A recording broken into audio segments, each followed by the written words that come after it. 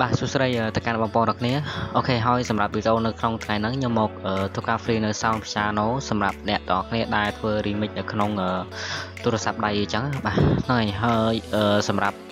sound piano នេះខ្ញុំបានធ្វើការ save ជាលក្ខណៈ sound DWP នៅក្នុងនេះ YouTube នេះណាហើយឥឡូវចង់ដឹងថា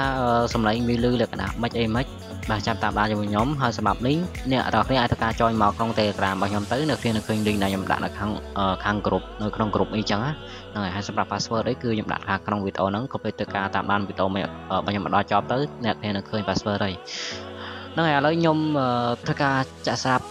អ្នកគ្នាស្ដាប់បងប្អូនហើយសម្រាប់ sound ហ្នឹងគឺវាមានច្រើនខ្ញុំ save តែកន្លែងណាដែរព្រោះទេសម្រាប់ចែកជួយទៅកាត់បងប្អូនទាំងគ្នាហ្នឹងហើយឥឡូវយើងចាំស្រាប់ជាមួយខ្ញុំតែម្ដងហើយខ្ញុំអត់មាននិយាយឲ្យអ្នកគ្នាបន្តទៀតទេឥឡូវយើងស្ដាប់ខ្ញុំតែម្ដង